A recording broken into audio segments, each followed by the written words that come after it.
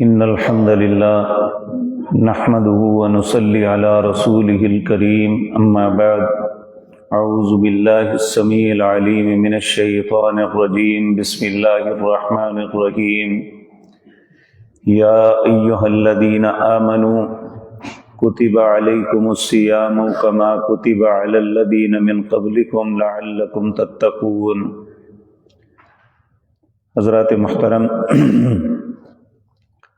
روزے کے آداب اور مسائل کے متعلق کل کی مجلس میں یہ بات عرض کی تھی کہ رسول اللہ صلی اللہ علیہ وسلم کا ارشاد گرامی ہے، آپ نے فرمایا انما الاعمال بالنیات، انسان جو بھی عمل کرتا ہے اس کا دار و مدار اس کی نیت پہ ہے، اس کی نیت احسن ہے تو اس کا بدلہ بھی اچھا ہے، اس کی نیت میں کھوٹ ہے تو اس عمل کی، اس کام کی کوئی حیثیت نہیں اللہ کی نظروں میں۔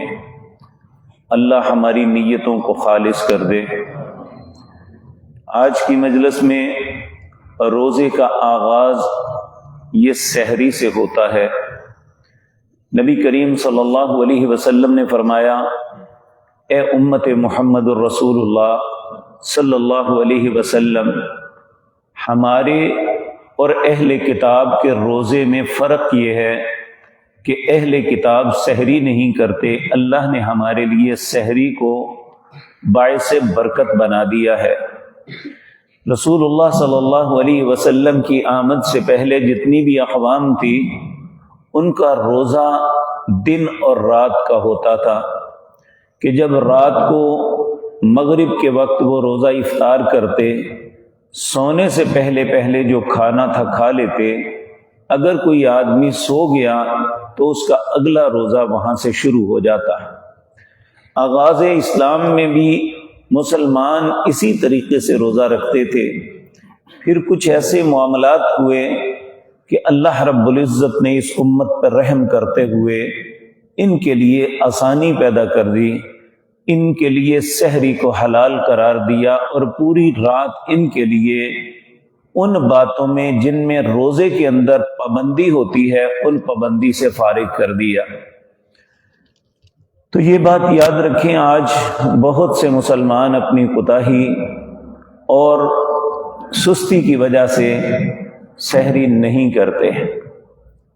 نبی کریم صلی اللہ علیہ وسلم نے فرمایا، ہمارے اور اہل کتاب کے روزے کے درمیان فرق یہ ہے کہ مسلمان سحری کرتا ہے اور اہل کتاب جو پہلی اقوام ہیں وہ سحری نہیں کرتے۔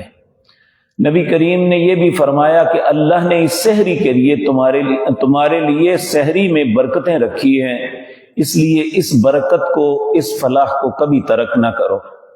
بلکہ جو شخص سحری کرتا ہے اس کے متعلق رسول اللہ صلی اللہ علیہ وسلم نے فرمایا، ان اللہ وملائکتہ یصلون علی المتسحرین، اللہ اور اس کے فرشتے درود بھیجتے ہیں ان پر جو لوگ سحری سے اپنے روزے کا آغاز کرتے ہیں۔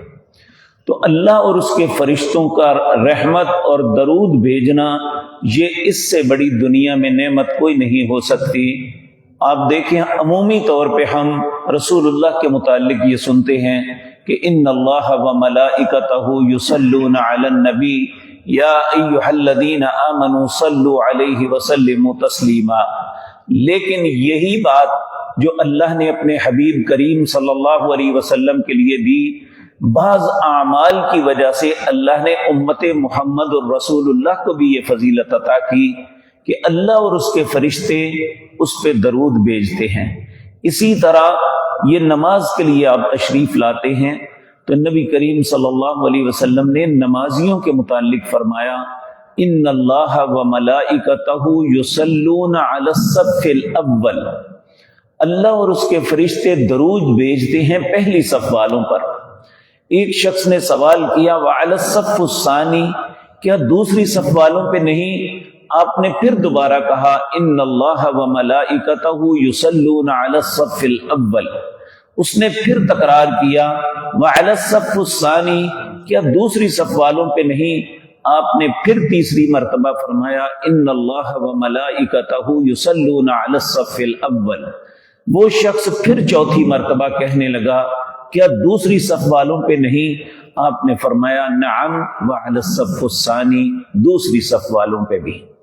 تو یہ اللہ کی طرف سے بہت بڑا کسی بھی شخص کے لیے انعام ہے جس پہ اللہ اور اس کے فرشتے رحمتیں بھیجیں، درود بھیجیں۔ اللہ رب العزت ہمیں بھی ایسے اعمال کی توفیق عطا فرمائے جن کی وجہ سے اللہ اور فرشتوں کے درود کا سبب بن جائیں ہم۔ تو ان میں ایک عمل ہے سحری کا کرنا۔ اب کتنی سحری کرنی چاہیے؟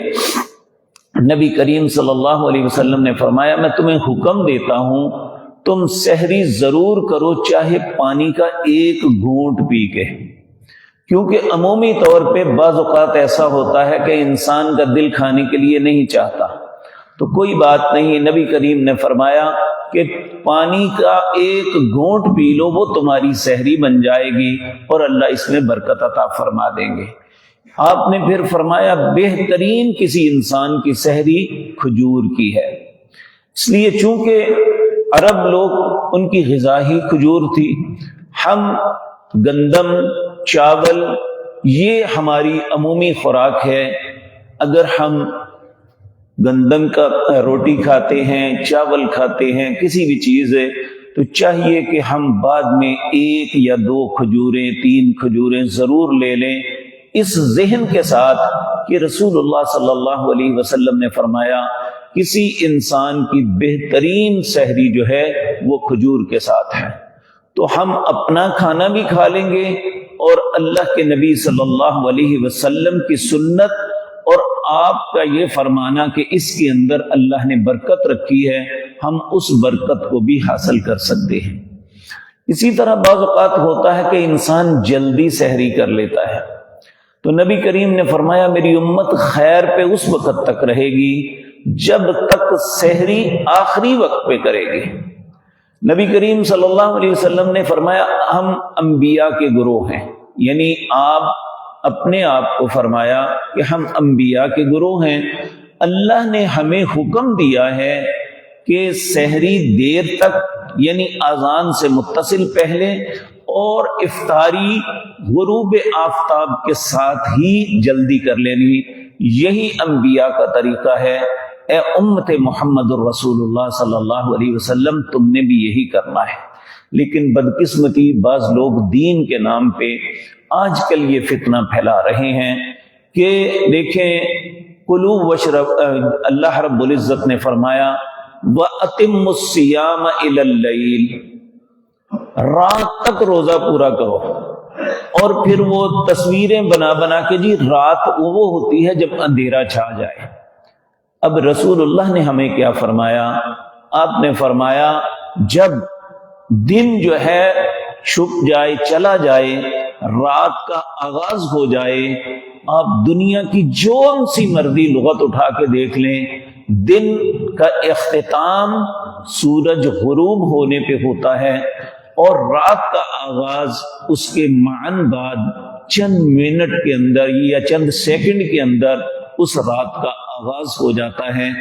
پہلے کنفیوژن ممکن تھی کہ لوگ بعض اوقات سورج دیکھتے کہ غروب ہو چکا لیکن وہ نہیں ہوتا، یا وہ کہیں اوٹ میں چھپا ہوتا، لیکن آج محکمہ جو ہمارے موسمیات ہیں ان کے پاس رصد گاہیں ہیں، کمپیوٹرائز سسٹم ہے، ہر شخص کے موبائل کے اندر ایپ ہے، ایک ایک سیکنڈ کے فرق کے ساتھ طلوع اور غروب کا وہ بات بتاتے ہیں، اس لیے اب کوئی کنفیوژن والی بات نہیں۔ اور بعض لوگ کہتے ہیں جی انتظار کر لینا چاہیے، ہمارے جو لوگ فقہ حنفی کو فالو کرتے ہیں وہ کہتے ہیں چند منٹ انتظار کرنا چاہیے، لیکن جو شیعہ مکتبہ فکر کے ہیں وہ رات تک 10 12 15 منٹ تک بعد میں روزہ افطار کرتے ہیں، جبکہ رسول اللہ صلی اللہ علیہ وسلم نے حکم دیا کہ افطاری جلدی کرو اور سحری آخری وقت پہ۔ لیکن بدقسمتی سے لوگوں کو یہ باور کروایا جاتا ہے کہ شک میں نہ پڑو، جلدی افطاری کرو اور دیر سے افطار کرو۔ یہ دونوں باتیں رسول اللہ صلی اللہ علیہ وسلم کی سنت اور طریقے کے خلاف ہیں، جبکہ رسول اللہ نے واضح طور پہ فرما دیا جب یہ دن چلا جائے اور رات کا آغاز ہو جائے تو اس وقت صرف رات لیل کے لفظ سے وہ اندھیرا مراد لیتے ہیں، جبکہ قرآن کریم میں ظہر کی نماز کے متعلق لیل کا لفظ آیا ہے۔ اللہ فرماتے ہیں اقیم الصلاۃ لدلوک الشمس الی غسق اللیل۔ سورج چلتا ہے، ایک وقت آتا ہے جب نصف النہار پہ آ کے یہ ٹھہر جاتا ہے، تو کہا اقیم الصلاۃ لدلوک الشمس الی غسق اللیل، جب سورج رات کی طرف ڈھل جائے تو تم اپنی نماز کو پڑھ لو۔ اور آج آپ دیکھ لیں کہ سورج نصف النہار پہ 12:00 پہ آتا ہے، اور جب وہ آگے پلٹ جاتا ہے ٹھیک 10 منٹ کے بعد اس کا اگلا سفر شروع ہو جاتا ہے، جب وہ مشرق سے چلتے ہوئے مغرب کی طرف ڈھل جاتا ہے تو وہاں بھی لفظ لیل ہے، اقیم الصلاۃ لدلوک الشمس الی غسق اللیل۔ کیا لیل کو یہاں بھی رات ہی تصور کریں گے؟ تو یہ ایک ایسی کنفیوژن ہے کہ جو لوگ دین پہ چلنا چاہتے ہیں انہیں کنفیوز کیا جا رہا ہے۔ بدقسمتی ہمارے ملک کی یہ ہے کہ جب بھی رمضان المبارک آتا ہے ہمارے جتنے چینلز ہیں وہاں پہ مختلف مکتبہ فکر کے علماء کو بٹھا کے ان کا اتنا کلیش کروایا جاتا ہے، اور وہ بدبخت اور بدتمیز لوگ ہیں جو اسلام کے متعلق ایسے تصورات لوگوں کے سامنے پیش کرتے ہیں کہ یہ جو مسلمان ہیں علماء ہیں ان کا آپس میں اختلاف ہے، پھر بندہ جو مرضی کرے، ان کی بات کو چھوڑیں یا اسلام پہ عمل ہی چھوڑ دیں۔ لوگوں کو متنفر کرنے میں ان کا بہت بڑا ہاتھ ہے، کیونکہ یہ ایک فطرتی بات ہے۔ پھر جو اگر آدمی اللہ اور اس کے رسول کی بات کرتا ہے وہ کہتے ہیں یہ بات چھوڑو، عقل کی بات کرو۔ سیدنا علی رضی اللہ تعالی عنہ نے فرمایا تھا دین کے اندر عقل کو دخل ہوتا تو میں ضرور کہتا کہ پاؤں نیچے سے گندے ہوتے ہیں، مسا پاؤں کے اوپر کیوں کرتے ہیں؟ دین میں عقل کی کوئی دخل نہیں، یہاں اللہ کا حکم چلتا ہے یا رسول اللہ کا طریقہ چلتا ہے، اس کے علاوہ کوئی بات دین نہیں ہو سکتی۔ ہم سب کی عقلیں غلط سوچ سکتی ہیں، غلط فیصلہ کر سکتی ہیں، اللہ اور اس کے رسول کا فیصلہ یہ غلط نہیں ہو سکتا۔ تو اس لیے ہمیں وہی عمل کرنا چاہیے جو اللہ نے حکم دیا اور رسول اللہ نے کر کے دکھایا۔ اللہ نے اپنی پاک کلام رسول اللہ پہ اتاری اور رسول اللہ سے بہتر اس کی تشریح کوئی نہیں کر سکتا، کیونکہ اللہ نے نہ صرف قرآن اتارا تھا ثم ان علینا بیانا، اس کی تفصیل اور تفسیر اللہ نے خود سکھائی تھی۔ جب رسول اللہ سب سے بہتر اور سب سے اچھی بات کرنے والے ہیں تو پھر ہمیں رسول اللہ کی بات ماننی چاہیے، اور سارا زمانہ بھی دوسرے رستے پہ چل جائے تو وہ حق پہ نہیں ہے۔ اللہ کے نبی کی بات حق ہے اور اسی میں ہماری نجات اور ہمارے اعمال کی قبولیت ہے۔